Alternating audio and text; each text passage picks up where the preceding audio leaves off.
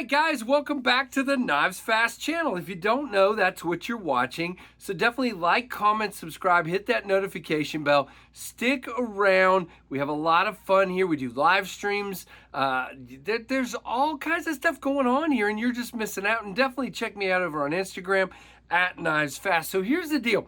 I'm starting out today on camera because I thought it would be cool because I have a question, guys. This is the Brian Brown Yeager M V3. This is the hype knife of like the last 2 years.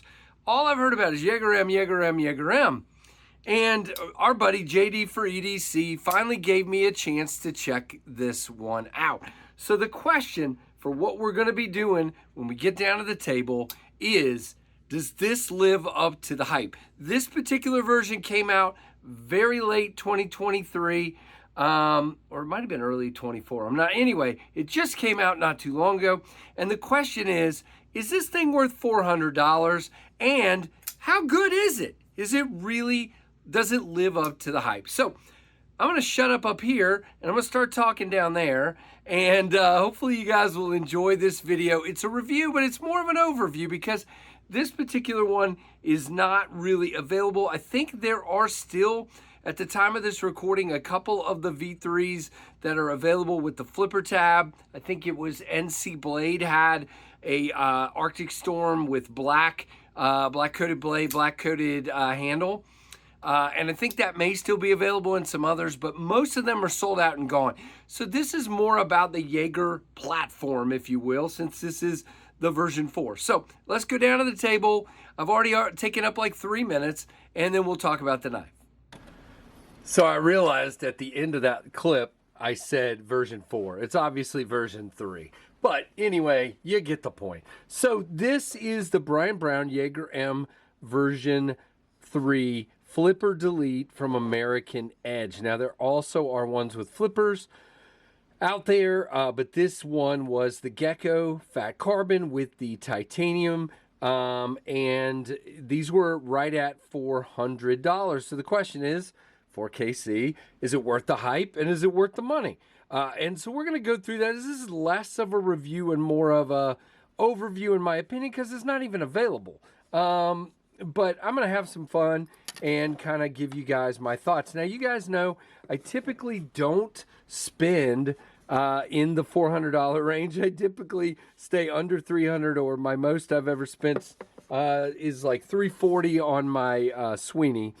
But this is pretty fantastic. So you can see we've got the Gecko fat carbon, camo carbon, I mean, and I love kind of the shimmer of the camo carbon, the way it catches the light. I think it's gorgeous. I actually like how these stand proud. Kind of cool and interesting. They're very even all the way around. This is done by Riot, I believe, and you have a crowned backspacer. I love how he does the screws with kind of the inlay going around the screws. I like the pivot as well. Very beautiful with the blue collars. Very, very nice. I do dig the clip. It's different. It does have about that much sticking out, and it is not reversible. It is a titanium clip, good in and out of the pocket, good retention, plenty of ramp, no issues. There's your stop pin. You can see we are dead centered, and that blade comes way out to the end. And you have a very interesting shape here with that swedge. It is a beautiful, beautiful knife. Now, I open it most of the time, middle finger flick, and you have this gorgeous. Now, guys, here's what I don't know. I know that I've been told that these are hand-done hollow grinds. If you look at the American Edge specs, it says this is a machine satin. So I don't know. It is a gorgeous satin. It's got beautiful lines to it, as you can see. Just gorgeous, and you can see how deep that hollow grind really is. So it's a hollow grind that's done by hand, and then it's either finished with a belt satin or a machine satin or something, but it is absolutely beautiful. You've got a really nice sharpening choil, not really a finger choil to speak of there. Again, squared off or flat scales, very thick, and you have chamfering on the edges. So when I say thick, You guys know the Ontario Rat 1 is pretty thick, and this one has the Rat 1 by just a little bit, maybe half a millimeter or something like that. So it's a little bit thick. It's got to be over 0.5, like maybe 0.52 or something like that. Now, you don't have any jimping to land on up here, but gosh, it feels very nice. It's chamfered off, feels really good. You do have a 4-finger grip back here, but my pinky's kind of at the end of the road there, if you will. So I prefer to come up here. And to me, that is magic. When I'm back here, you do feel that clip right there just a little bit. But when you're choked up, you don't really feel that clip, and it feels magnificent. To me, this is the magic grip on this knife. That is good. Now, is it bad back here? No. Now, I do feel, when I'm back here, I feel the flatness of this because, again, it's not contoured on the edges. It's just chamfered and flat. I do feel that in hand, whereas when I choke up, it's still there, but it's not as much. Now, guys, where the real thrill, I should say, of this knife comes in is cutting. This thing, crappy piece of cardboard again. This thing is a magic cutter. It is really, really good, even with a crappy piece of cardboard. Let me get a different piece here. I had another piece a minute ago, and it was just gliding through it. Look, I mean, you can just see. I'm running out of room on this one, but you can see just a great cutter, and something just told me to throw the rest of that piece of cardboard away. So, piece of junk. But anyway, very, very nice cutter, and it's got a really good tip as well for getting down inside things like this, and you can get your finger out there in a nice flat and great utility Wharncliffe shaped blade. You do have plenty of lock up here. It is locked up like a bank vault. No lock, rock, or blade play at all. Again, just magnificently done in that way. I like it a lot. Now, you do have good lock bar access and a chamfer, which is really nice. You can just slide across. Your cutout is on the outside, but again, because this is a bolster lock or sub-frame lock, man, I didn't know if I would like this Gecko Camo Carbon because I'm not a big fan of yellow, but the yellow and the green and the blue together is really cool. It's kind of different and cool. Now, but again, come across really easy. You do have a lock bar, steel lock bar interface, and it just works well. Your detent is really good, both with the middle finger flick and the thumb flick. Works super good. It's not really a dropper, and it's not really meant to be. It's more of a nice, smooth shakedowner. I know some people have wished it was more of a dropper, but I like my fingers, so I'm glad it's not coming down on me like a hammer. Very, very nice. Cutting is great. Now, size-wise, it's 7.5 inches, which means it's going to be smaller by quite a bit to the Ontario Rat 1 and larger than the Rat 2, as you can see there. And so, good size, I think, very much so. I like that a lot. And again, it is finished by Riot so well. Just feels really nice in the hand. I like to compare, you guys are probably tired of seeing my Berg Blade Sweeney. First of all, there's a size comparison to that. I like to compare a lot of things to that because this is one of the best feeling knives that I've had. I love everything about how Riot did it, and I would put this one in that category. Now, this one is significantly heavier. As a matter of fact, let's go through the specs real quick. Again, these were $400. By the way, this one is not available. If you're interested in a flipper version, you can go to NC Blades, and there is a black DLC coated version with black everything, and then Arctic Storm Fat Carbon, but it has a flipper. For me, that would be a no-go because I like this grip here. Out here, that is my grip, so I would have to have a flipperless one on this knife. It is a 3.20-inch blade, 4.10-inch handle.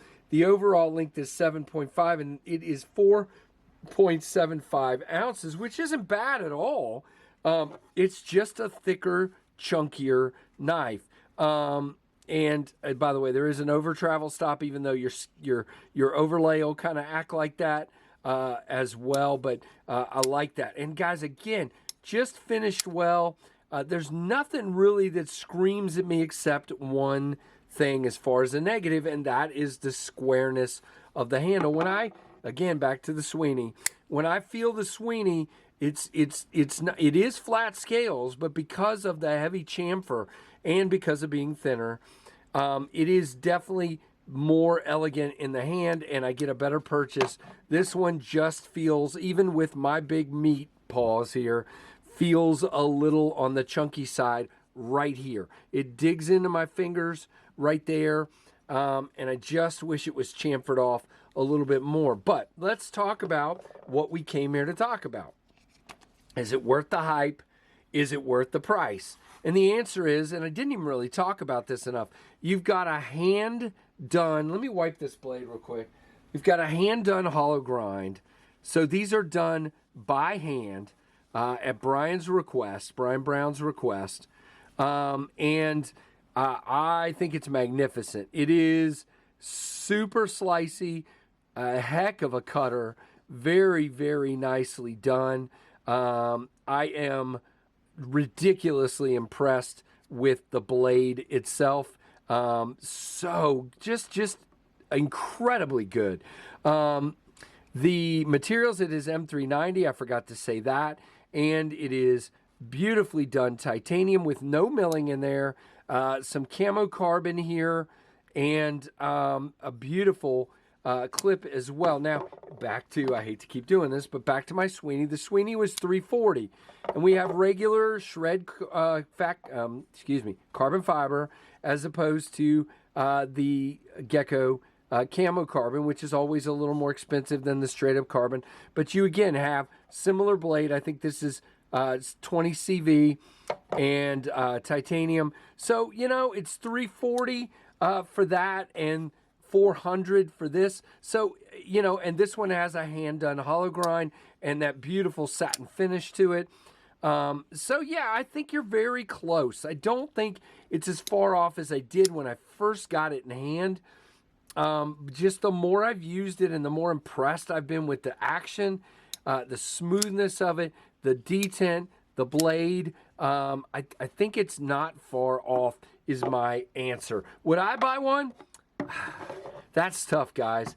The answer is no. It's a little high for me, but if I had just been blown away by the ergonomics, which you guys know is the #1 thing I go for, then I probably would have gone and got one somehow, some way. But I got to tell you, just being thicker and chunkier, it's a no for me at that price. But that doesn't mean it's not a great knife. It absolutely is. And, you know, I'm an opinion guy. I share my opinion on knives, and that's my opinion. But it is designed and done fantastically.